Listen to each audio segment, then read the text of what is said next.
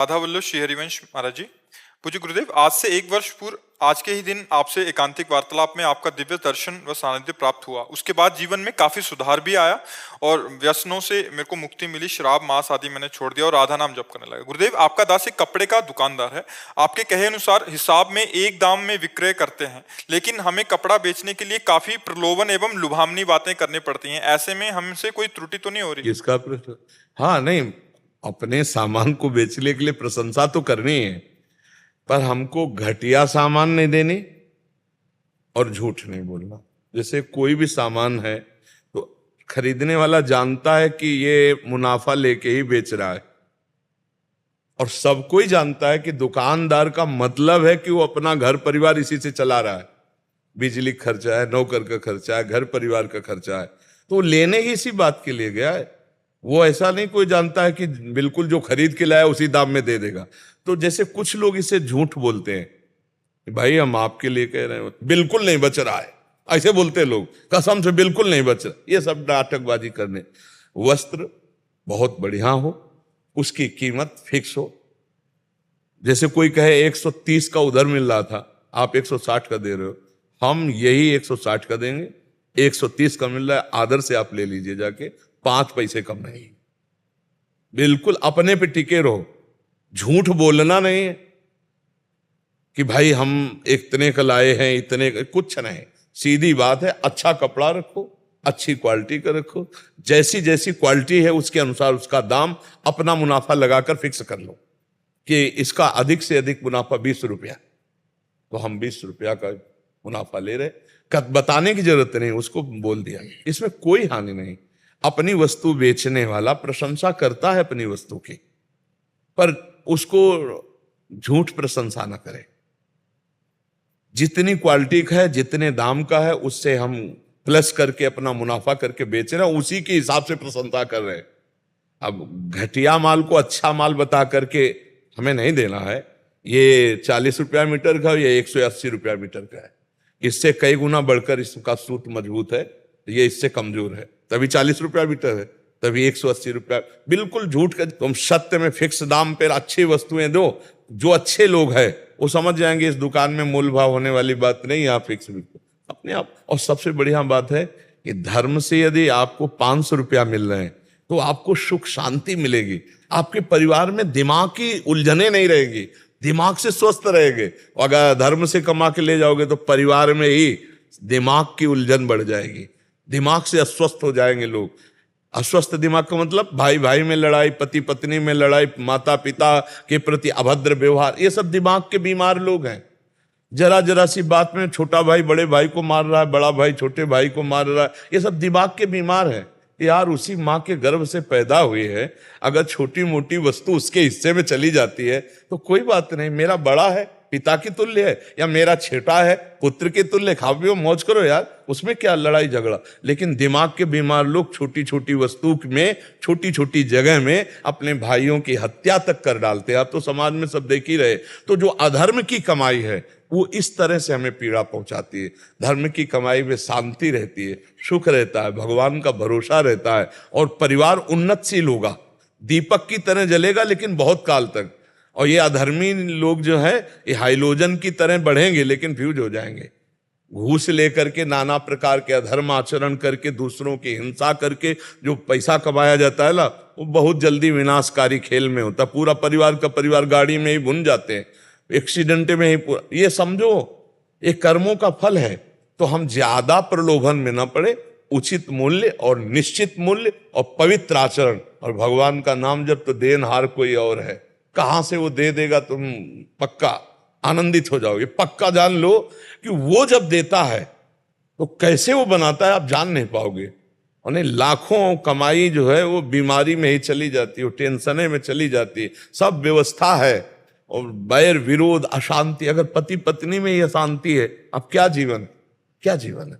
घर में गए सब व्यवस्था ठीक, लड़का बच्चा ठीक, तो एक शीतलता, घर में गए घोर अशांति, घर जाने का मन न हो तो क्या फायदा। तुम्हारा बहुत बड़ा मकान बना, बहुत बढ़िया गाड़ी खरीद लिए, सोने चांदी के आभूषण पहना दिए घर में, लेकिन शांति नहीं, तो किस बात। वो शांति बुद्धि की आएगी धर्म के पैसे से, मेहनत की कमाई से, जो धर्म के द्वारा वो शांति प्रदान। आजकल लोग बहुत जल्दी बड़े आदमी बनना चाहते हैं और वो रास्ता शॉर्टकट अपनाते हैं बेईमानी वाला, तो फिर वो शॉर्टकट में नष्ट हो जाते हैं।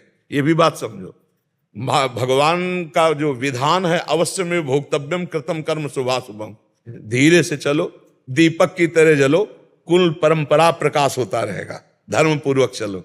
और अधर्म से चलने पे शांति नहीं है।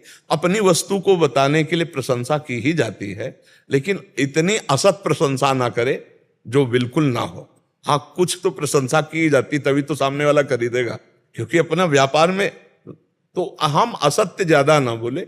ज्यादा का मतलब बिल्कुल घटिया वस्तु है, उसको हम बढ़िया करके बड़े पैसों में बेच रहे हैं, तो भगवान को देखता रहे कि भगवान देख रहे हैं मुझे। कुछ परसेंट में मुनाफा लेना सब कोई जानता है, दुकानदार का ये धर्म है, क्योंकि वो कैसे चलाएगा। रात दिन तुम्हारा नौकर थोड़ी, परिवार का पोषण करना, हर व्यवस्था करना उसी से होता है, उसके लिए नहीं। व्यापार बना ही है, मुनाफे के लिए व्यापार बना ही है, लाभ लेकर वस्तुओं को बेचना, ये धर्म है। आज तक कहीं ऐसा नहीं पाया गया कि जितने खरीद के लाए उतने का दे दो, ये व्यापार का धर्म, ऐसा नहीं। व्यापार धर्म ही है, कुछ परसेंट में मुनाफा लेकर दूसरों को बेचना, वो सत्य विषय है, तो उस विषय में कोई झूठ नहीं है। पर बहुत, अब जैसे स्वर्ण की वस्तु को नकली करके और असली स्वर्ण बताकर धोखे में डाल दें, तो फिर वो दुर्गति को प्राप्त हो। मतलब एकदम घटिया वस्तु को एकदम बढ़िया करके, ऐसा नहीं। उचित दाम, उचित मुनाफा और उचित प्रशंसा, क्योंकि बहुत झूठ बोलने से लाभ नहीं मिलता है। जो झूठ बोलता है उसका स्वभाव बन जाता है झूठ बोलना। और नहीं, असत्य सब पातक पुंजा, झूठ के बराबर पाप नहीं। क्या लेना देना क्या है। लोग बहुत आजकल झूठे ही बोलने लगे, झूठ बराबर पाप नहीं, ये कई जगह पाया गया है। नहीं, असत्य सम पातक पुंजा, सांच बराबर तप नहीं, झूठ बराबर पाप, जाके हृदय सांच है ताके हृदय आप, जगह जगह महापुरुषों ने कहा है। तो हम व्यर्थ में झूठ क्यों बोले। तो बहुत बढ़िया है, आप उसको और थोड़ा संभाल लीजिए कि कोई ऐसी बात ना हो जो ना हो और वो हम कह रहे हो। घोष दर्शन बहुत होते हैं, जैसे कभी कभी जैसे बहुत कुछ दिखाया, उसके बाद आखिरी में न लेना तो अरे वो आप न ले पाओगे, ये वो चीज। हाँ, अब इसको इस तरह से ले, अगर आपने कभी सुना हो, हमने एकांतिक में भी और सत्संग में कहा कि व्यापारी को, ग्राहक को भगवत स्वरूप देखना होगा। मेरे भगवान है, तो अगर थोड़ी देर वो आपसे सब देखा हो, इसके बाद चल दिया, और अगर आप ये माने कि मेरे प्रभु इतनी सेवा ले ली, चवन्नी का मुनाफा तो दिया नहीं, तो मुनाफा देने वाले तो आप, वो सेवा मेरी व्यर्थ नहीं जाएगी, क्योंकि मैंने भगवान मान के आपको ये समय दिया, ये सेवा की, तो आपको आनंद आएगा। और ग्राहक मान करके केवल देखोगे तो जलन हो जाएगी। आधा घंटा से हर थान देख लिया और 1 मीटर भी नहीं लिया, तो इस जलन से बचने के लिए भगवत भाव रखना पड़ेगा कि ग्राहक को देखते ही पहले कि प्रभु आप आए हो नाथ, अब देखते हैं कि आप क्या सेवा लेते हैं। हो सकता है आधा घंटे, दुकानों में नहीं आते ऐसे लोग, तो अपनी सावधानी रखनी है और अपना भगवत भाव रखना है। अपने को क्लेश ना होने पावे, संतुष्टा येनवा, मन को यदि संतुष्ट कर पाओ तो ये सबसे बड़ी साधना है कि मन जलने ना पावे।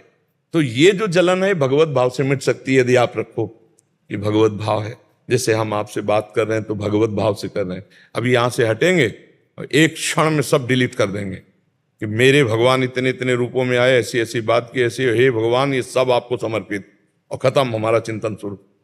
अगर व्यक्ति संबंध से चिंतन करे तब आएगा कि वो व्यक्ति अनुकूल बोल रहा था, वो प्रतिकूल बोल रहा था, वो तो बहुत ही दुष्ट था, बहुत ही उद्दंड था, अब फंस गया चिंतन, अब वो जलेगा, अशांत होगा। ये कला सीखनी है। संतों के पास जाते हैं संसार से युद्ध करके जीतने के लिए, काम क्रोध लोभ मोह मद मत्सर।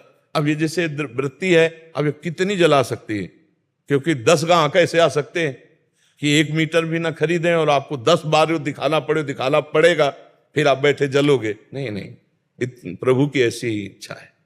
देनहार तो वो कहीं से भी देंगे। और निश्चित समझो जिसको भरोसा प्रभु का है माला माल हो जाएगा। एक दिन हो जाएगा, पक्का विश्वास करो। सुदामा जी को एक दिन द्वारिकापुरी बन गई, खाने को भी नहीं मिलता था भिक्षा में, एक दिन द्वारिकापुरी बन गई।